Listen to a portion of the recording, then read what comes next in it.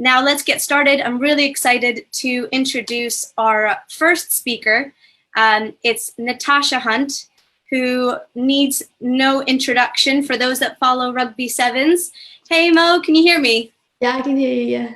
Hey, nice to see you. How are you doing? Yeah, all good. How are you? Yeah, I'm doing well. Where are you joining us from today? Gloucester, so just from home, yeah. Oh, very good, very good. Well, I'm going to read a bit of an introduction about Mo. I'm sure most of you have seen her play at one point or another if you follow England Sevens, but Mo started playing at the age of 14 and was capped in 2011 at the age of 22. She's gone on to achieve 54 caps for England. She's one of few players that has represented England at 2 Rugby Sevens World Cups and 2 Rugby Union World Cups. She has also represented Team GB at the Rio Olympics in 2016 and England in Rugby Sevens at the Commonwealth Games, where they received a bronze medal in 2018. She's a qualified PE teacher and began her England career juggling her work and her England training commitments. But since 2014, she has been a professional rugby player, so she was awarded one of a few coveted professional contracts by the RFU. And she's been playing as either a sevens or a 15s player, balancing both of her commitments. She now focuses on her rugby career full-time, playing for England and the Premiership club Gloucester Hartpury, where she also does some coaching on the side. She's also an excellent rugby commentator, which I can attest to, and some of the rugby matches that you'll be watching later today, I am sure that you will be hearing her familiar voice. So with that very, very illustrious introduction, Mo, maybe we can just start with, obviously you started playing at a young age, and obviously you've been playing international rugby for almost 10 years now. I'm really curious to hear your thoughts on how you've seen rugby, women's rugby evolving in England, and also sevens specifically in both England, but on an international scale. Yeah, for sure. So obviously, starting with the 15s game, like you've seen the difference with the Premier 15s now. So obviously it was Tyrrell's for the last 3 years, and the amount of investment and stuff that's gone into that is just crazy. Like players coming through now, like I'm lucky enough that I've jumped between like sevens and 15s, but going from one to the other, I think it's so hard to do now because the standard's just so advanced. It's super impressive. And then in terms of sevens, there's just so much more opportunity to play. So obviously you've got the 24/7s league that goes around. You have like tournaments popping up all over the place. Obviously like Lit Sevens that was a class tournament that, yeah, like you said, I was lucky enough to commentate on last year. But there's just so much opportunity for people to get involved now. Loads of different teams that are coming up through. And as I said, like the standards just massively increasing. It's very, very impressive. And having played at kind of on the highest levels, have you found that England has been able to keep up with that standard? I know you mentioned that it keeps kind of progressing and getting more and more competitive. Have you found that your training has really increased, that there's more expectation from you as a player? Yeah, I think we were almost like behind. We kind of got left behind a little bit. So we used to be really good at sevens, very, very competitive. We won London Sevens, I think it was like 2012 or something, and played like an Australian team that's very familiar to the team that's on the circuit now. So obviously they were a very young Aussie team, like a lot of them have come across from touch and stuff. But yeah, so we used to be really competitive, and then other nations went full-time in sevens before we did. So we were like 2 years behind the full-time program. And I feel like that is still showing a little bit now in terms of the skill set and players like actually playing that game and being like specialized sevens players. Because a lot of these girls don't play across codes. But yeah, like the training is mental. Like when we used to train for sevens, it was so tough. Like you're never fit enough. I think anyone that's played any kind of sevens, not even international sevens, will be able to like sympathize with me on that one. But no matter how fit you are, it's never enough because you just push your body like that little bit further, and it's always a super tough sport to get involved in. But you kind of like love the burn a little bit. Like that's what I always found.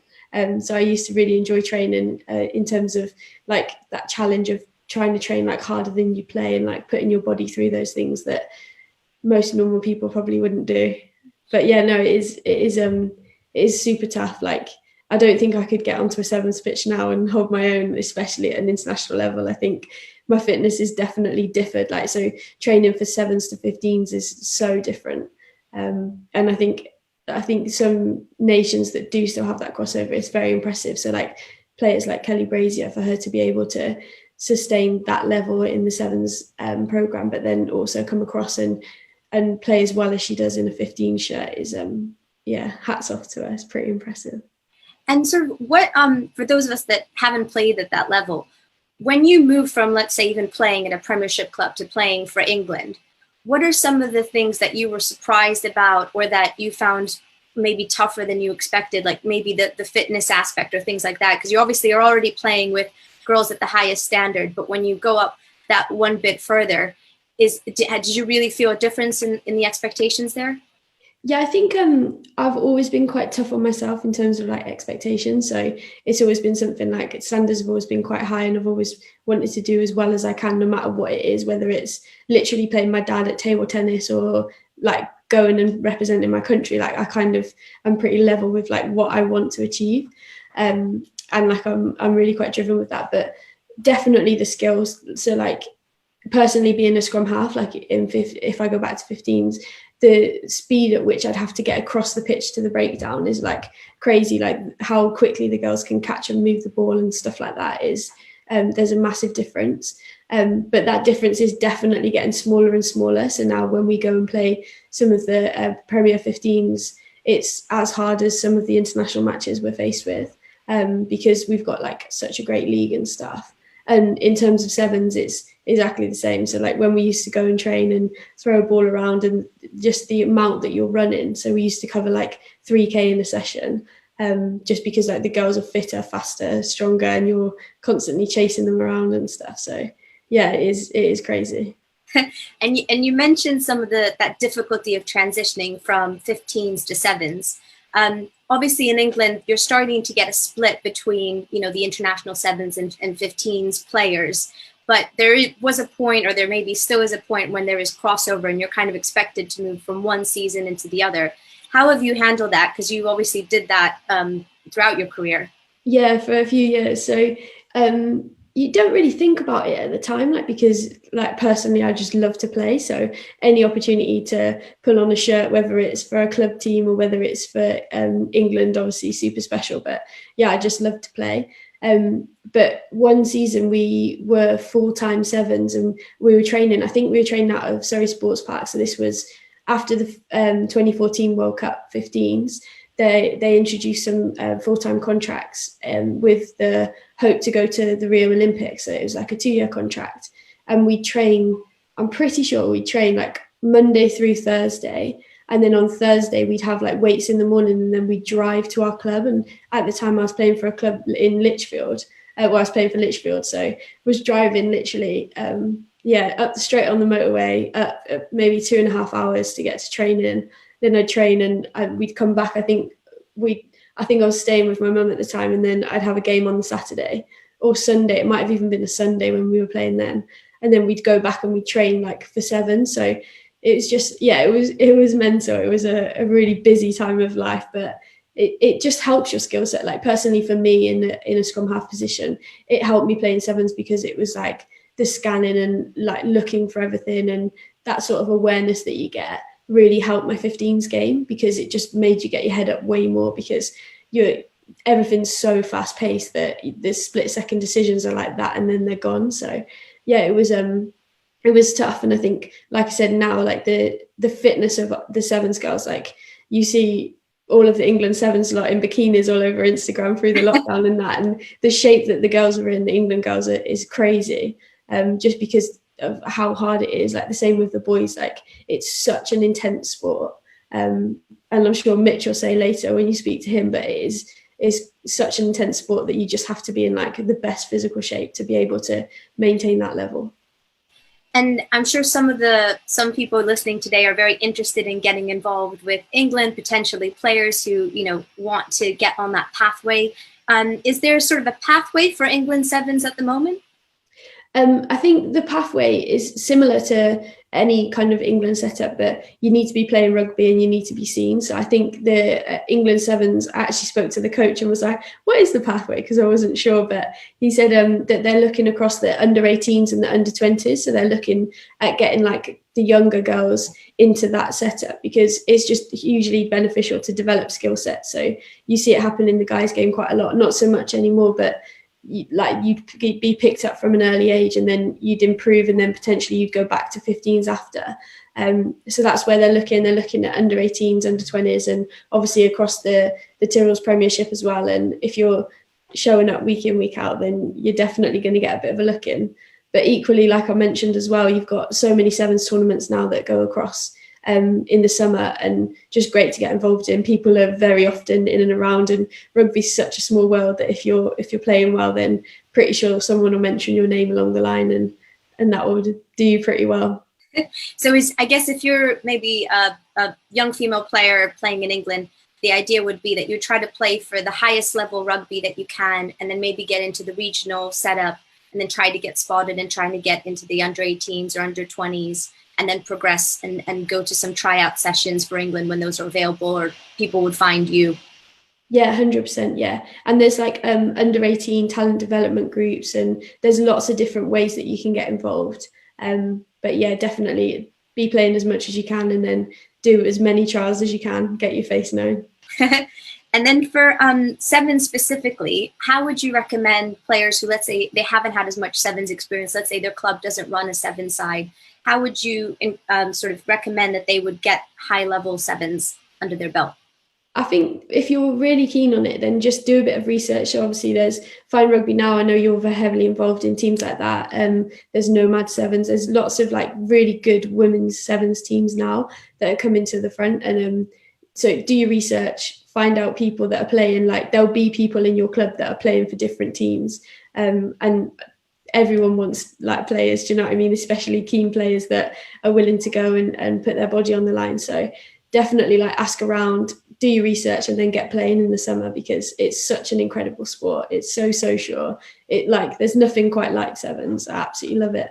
Like getting up for a game 3 to 6 times a day is like mental. So yeah, it's good. And we've only got you for a couple more minutes, so I would love to hear from you kind of what have you been doing in lockdown, like maybe some practical things like diet, fitness, mental health. How are you trying to stay in rugby shape? So I'm quite lucky that I live with Tatiana Hurd, so the England centre, and she's so driven. So we've been training pretty hard together through lockdown.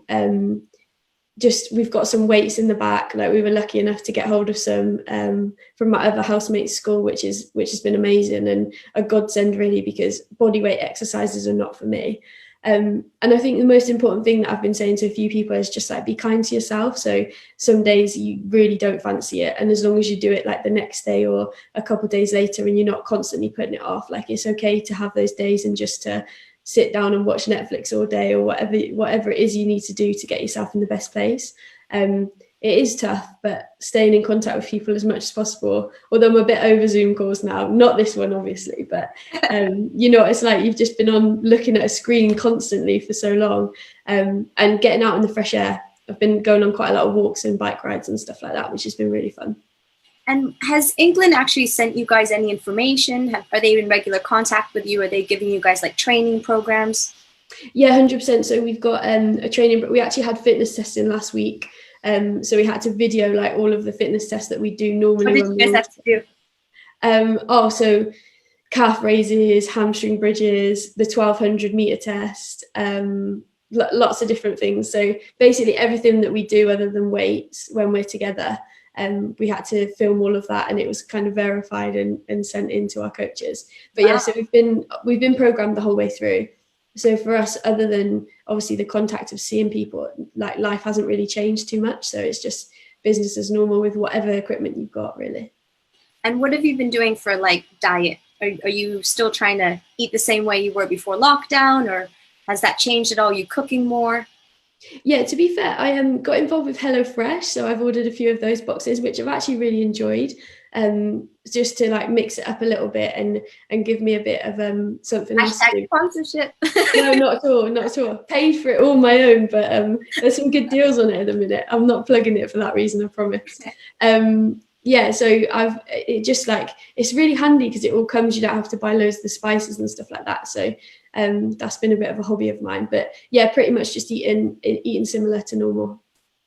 Awesome. Well, I think that's all the time we have. If people want to find you, how can they contact you? What are your social media handles? Oh, so I think it's nhunt09 on Twitter, but I'm not so good on there. And then, not that I'm good on Instagram, but it's huntie_1. So HUNTIE_1 on Insta. Oh, well, thank you so much. It was really, really great catching up with you. Yeah, and, you too. Hopefully we'll see you in person soon. Definitely. Nice to see you. Bye. Take care. Bye.